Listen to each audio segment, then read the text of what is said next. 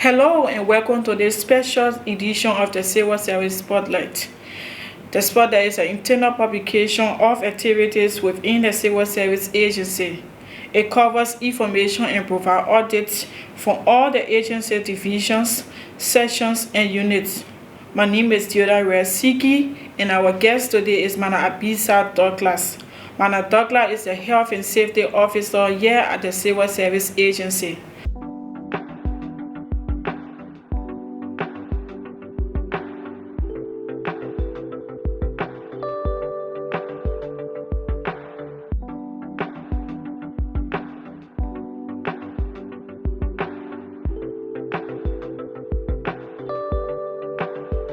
For today's edition, we will focus on health and safety here at the Civil Service Agency. Good afternoon, Madam Abessa. How are you?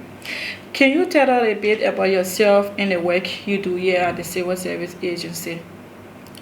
Okay, which is Abessa Douglas, a Liberian, married with 2 children, and I'm also a Christian. And I graduated from Matilda Nipo Junior Senior High School, Nipo Street, 1999, 2000. And I went to Ghana 2001, and I attended the St. Edmund Nursing and Practical Nursing School from 2002 2004, and I graduated with a certificate as a Practical Nurse A. Came back to Liberia, where at SD Cooper Hospital as a first aid nurse. And I attended the University of Liberia 2011, and I graduated 2019-2020 with a bachelor's degree in management and public administration. How long have you worked with the Civil Service Agency? I've been working with the Civil Service for 3 months. And what are some of the work you do here?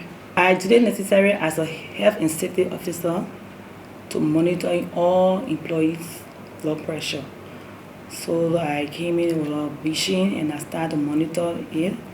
And I noticed that some of the employees were having a very crucial case like high pressure, some of them low. So what I did, I tried to advise them that they would take a slip and go to a nearby hospital which should have a slip in the HR division, and they would take it, they would go into it and say they're high and they put it on medication, and after the medication they start to respond to some of these cases. So what I did again, I also noticed that some of the employees were in the constant habit of eating at the office, which was not good. So what I did, I informed my boss. I told him, I said, this is not a good sign as a health and safety officer. So I met with him. I said we should create a place that employee will go, that they will be able to have the breakfast and lunch. So when we set up our place, and we passed a memo, from there I went and I did awareness from the first floor to the last floor. I passed the message over to them, informing that eating in offices is not a good thing, because sometimes if you eat in the office, when you enter, you will smell the odor from the food, and sometimes some of the remedies will drop on the table, and you will notice that you see insects and things will come. Sometimes rats will come, collect these parts and bones, and will carry it. And I also noticed that maintenance, because as a health and safety officer, we work along with maintenance to make sure that we have a clean and safe environment. So I started to inform them, telling them that we should start allowing the deck to sleep overnight in the bedding, which the rat will go inside this deck. Sometimes they will take the bones in the federal offices, and you will notice that the rat will start eating the cables, our equipment, the cables, and some of our documents will start to destroy. So that's some of the things that I started to do. Since you're attending, what are some of the most important health and safety programs you have initiated, and what are some of the key outcomes? As I said, since I got in, I have just been monitoring pressure, and I set up a place that employees will go and eat instead of eating in the federal offices. And I also work along with maintaining, making sure that we have a clean and safe environment. What are some of the major challenges you are faced with, and what do you think needs to be recommended in terms of improvement? Some of my challenges that I face, like I said, I need a supply of material to work with, like my laptop.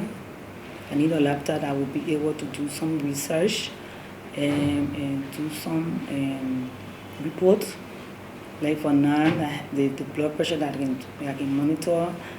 What I'm doing now, I will go home, get a laptop. I will be able to tap in all these blood pressure that I've been monitoring. I have some record on them.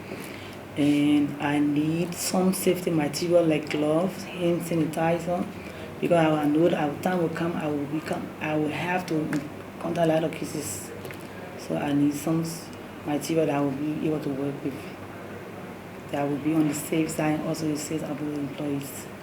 As a health officer, dealing with emergencies sometimes it can be very difficult. How can you manage? Can you give her an example of some of the critical situations that you handle?